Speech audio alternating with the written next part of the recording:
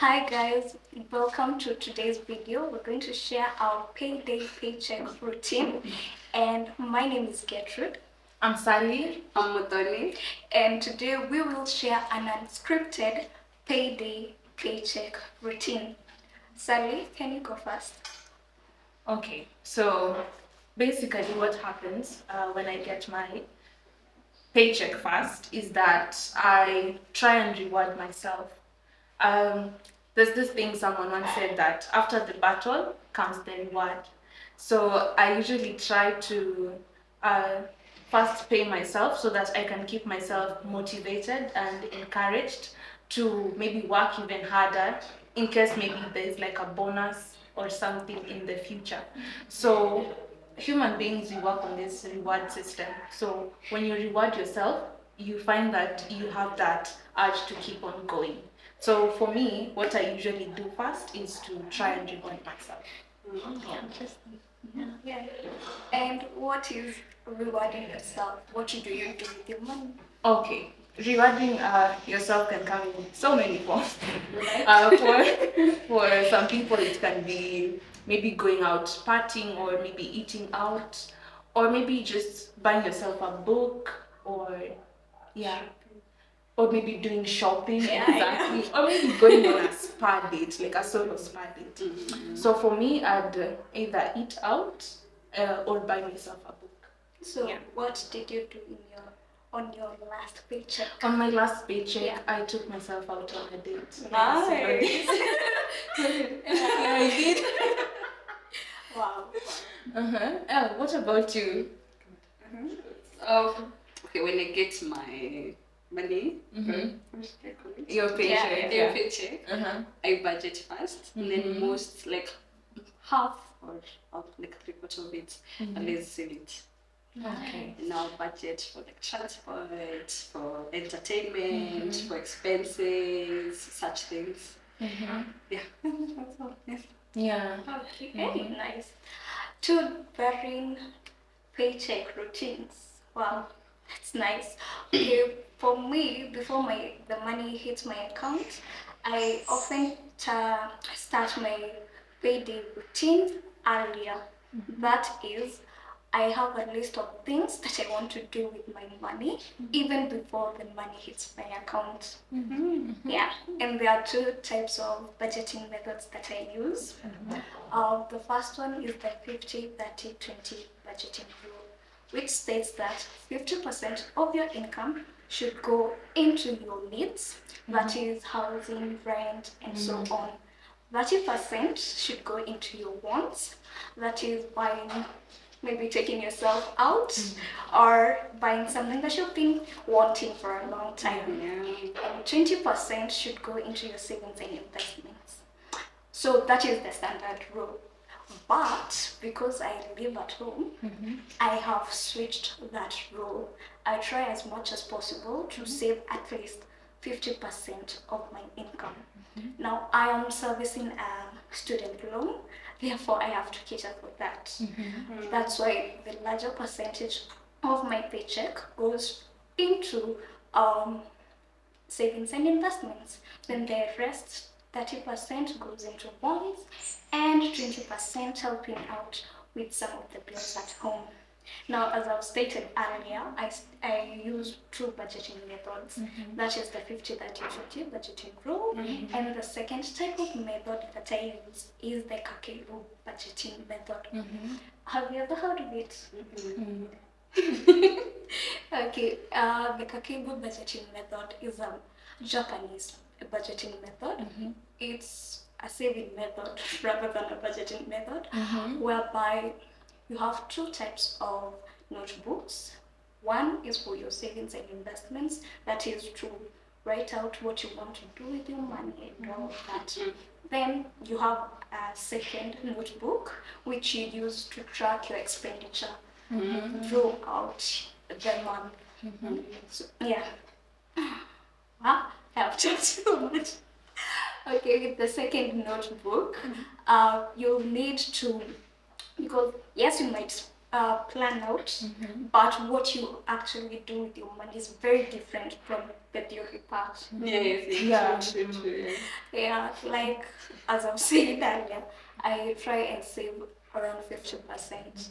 But as I was analyzing my budget for last month, I found that that 50% was 40%, not the 50%. So there's a discrepancy between the two. There's that what I wanted to do with my money and what I actually did. did.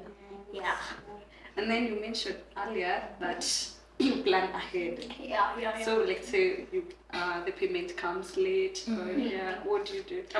You've always planned, like, if the payment comes late, there'll be this money to cover the Yeah. the delayed. Okay, I get what you're trying to ask, and yes, sometimes the paycheck does not come on time, Yeah. which means I have to dip into my emergency fund. Oh, yes. Yeah, that's what I do. And then once the paycheck hits my account, I can refund the amount. Okay. Now, so you have a saving and an emergency fund. Yeah. So how much goes to the emergency? Okay. As per right now, I try to save at least 10% goes into my emergency fund. Okay, I have That's 10% of the 50%. no 10% of my whole paycheck. Okay. 10% of your whole paycheck. And then now 50 goes to your savings. Yeah. Oh, okay. Very So many. like you save 60%. No. 10% of my whole paycheck goes into my emergency fund account. Out of that, the remainder is 40% that goes into my other savings and investments. Yeah, and investments. So it's 50, 10 emergency, now 40 to the long term or short term. Savings, yeah. Okay. Okay. Yeah, so you've mentioned about the emergency fund. What criteria do you use? Because for me, I usually try, before actually saving, I try and contribute money to my emergency fund first, because I'm currently just going to be finishing school, and you know how life can be, and there's all these uncertainties. So I usually try first to contribute money to my emergency fund, because we know there are saving goals. Maybe you want to save to go on a trip, maybe you want to save for this investment and all this. So when you're saving that 10% to your emergency fund, is it enough? Because you might, the basic standard for saving money in an emergency fund is that it's supposed to be lasting you for approximately 6 months in case of that emergency. So is 10% enough for you in that emergency fund? I wanted to say something. You see, like, it's not like she'll use the whole 10%. So it goes piling up.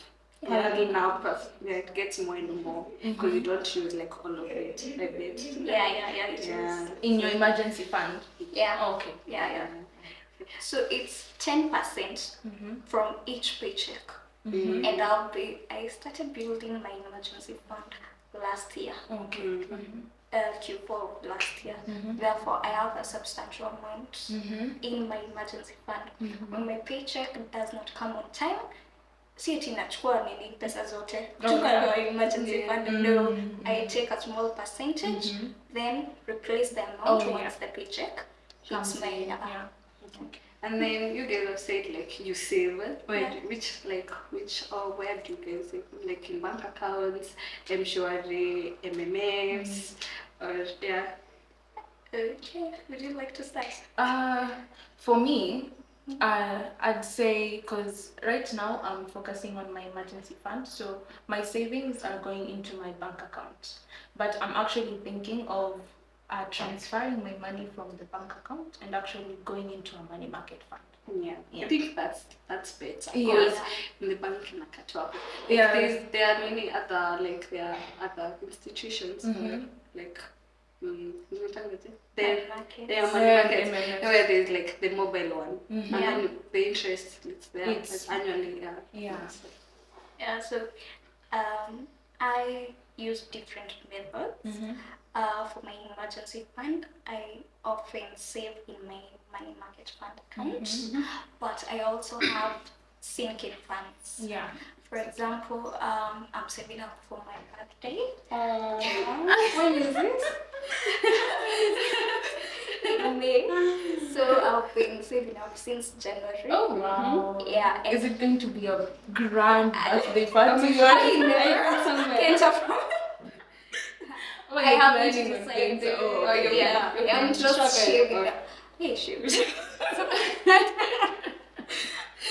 saving up so that when that time comes, I can decide whether to go on vacation or just throw a birthday party. Oh, yeah. Nice. Yeah, That's nice. I'll decide. I've not decided To yet. invite.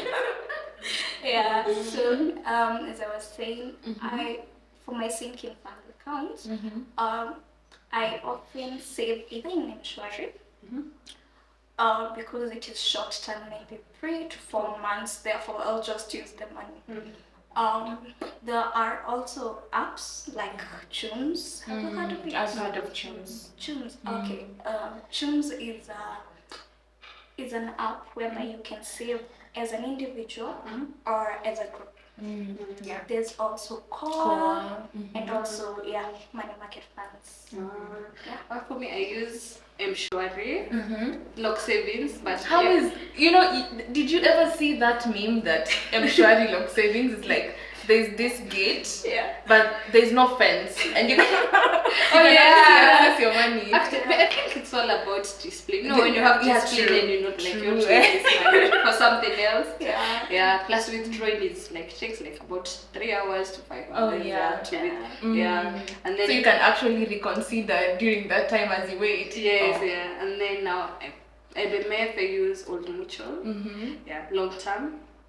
So in the interest, I think it's around 9 or 10. 9 or 10, about yes. Okay. Nice. So I have one question for the both of you. Yeah. Do you have those months where when you get paid, you actually don't stick to maybe how you intend budget. to? Actually, Yeah. you completely fall off the wagon.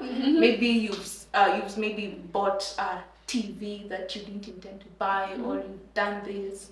Do you ever have like months like those, and then everything just completely falls off, and you have to like struggle until your next paycheck?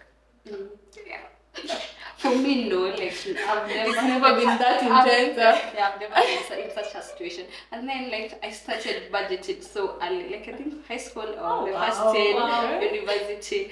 So if I want something and it was not in my budget, I'll wait for the next month. Oh yeah. Regardless, regardless. Like you don't impulse buy. No, I don't. Wow. Yeah, because in your budget you have miscellaneous, you have those things that you. So if kibaki kidogo unaweza tumia hiyo pesa kama utakununua hiyo kitu, but it can wait. Sometimes some things can wait. So I always say next month to go sasa. Oh yeah. I'll put it in my budget. Oh yeah. Put it in your budget. Okay, personally, that has ever happened to me before I started budgeting. So what I do now is that I have a certain amount, like 2K, to spend on anything that I want. If it's above 2K, no. Like oh yeah. It will wait okay. until the next paycheck. That's actually a good thing to do. Wow. Any more questions? I don't have any. Yeah. I think that's it for this week's video, and we'll see you in the next one. If you have any questions, leave them in the comment section below. We'll see you next time. Bye. Bye bye.